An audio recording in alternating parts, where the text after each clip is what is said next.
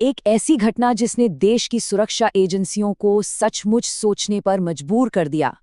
एक ऐसा हमला जिसकी साजिश उन चेहरों के पीछे रची जा रही थी जिन पर समाज शायद सबसे ज्यादा भरोसा करता है। तारीख थी 10 नवंबर 2025 और वक्त शाम के 6:52। जगह थी दिल्ली का दिल, एकदम ऐतिहासिक लाल किले के पास वाला इलाका। और तभी एक ट्रैफिक लाइट पर रुकी हुई कार अचानक एक आग के गोले में बदल जाती है। एक जोरदार धमाका होता है जिसकी गूंज दूर दूर तक फैल जाती है। तो चलिए थोड़ा और करीब से समझते हैं इस घटना को। आखिर धमाके के ठीक बाद हुआ क्या था?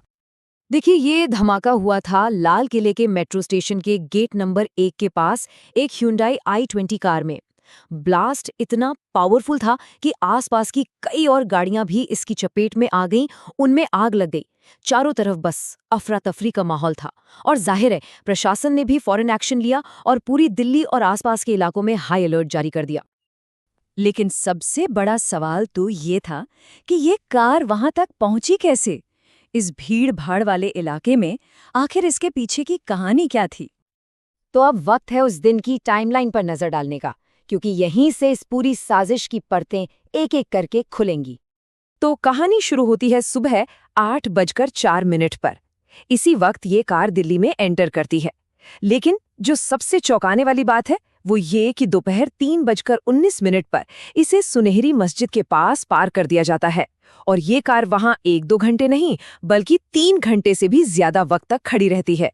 फिर शाम के 6:22 पर यह कार पार्किंग से निकलती है और अपनी आखिरी मंजिल की तरफ बढ़ती है और ठीक आधे घंटे बाद 6:52 पर धमाका हो जाता है।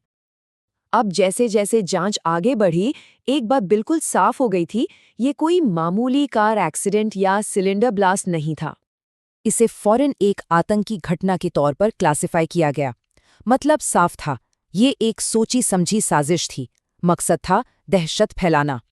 और जाहिर है, जब मामला इतना संगीन हो तो जांच की जिम्मेदारी देश की सबसे बड़ी एंटी टेरर एजेंसी यानी कि NIA, नेशनल इन्वेस्टिगेशन एजेंसी को सौंपी गई। और NIA की जांच ने एक ऐसे सच से पर्दा उठाया जिसके बारे में शायद किसी ने सोचा भी नहीं था। जांच में एक नया टर्म सामने आया, व्हाइट कॉलर टेरर मॉड्यूल। अब यह है क्या? इसका मतलब है एक ऐसा आतंकी गुट जिसमें कोई अनपढ़ या भटके हुए नौजवान नहीं, बल्कि पढ़े लिखे समाज के सम्मानित लोग जैसे डॉक्टर, प्रोफेसर, इंजीनियर, ये लोग शामिल होते हैं। सोचिए, वो लोग जो समाज को बनाने का काम करते हैं, वही पर्दे के पीछे उसे तोड़ने की सबसे खतरनाक साजिश रच रहे थे। और दिल्ली का ये केस इसका एक जीता जागता और बहुत ही डरावना उदाहरण था। जरा संदिग्धों की प्रोफाइल पर नजर डालिए। डॉक्टर और शिक्षण संस्थानों से जुड़े लोग। जब कार के मालिक को गिरफ्तार किया गया और उससे पूछताछ हुई तो पता चला कि इस मॉड्यूल के तार जैश-ए-मोहम्मद जैसे खतरनाक आतंकी संगठनों से भी जुड़े हो सकते हैं। लेकिन सबसे ज्यादा चौंकाने वाला और खौफनाक खुलासा तो तब हुआ जब पकड़े गए डॉक्टरों में से एक ने अपना जुर्म कबूल किया।